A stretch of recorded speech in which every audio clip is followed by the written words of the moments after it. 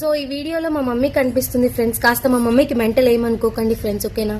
కాస్త అడ్జస్ట్ అయిపోండి ఫ్రెండ్స్ అట్లాగా.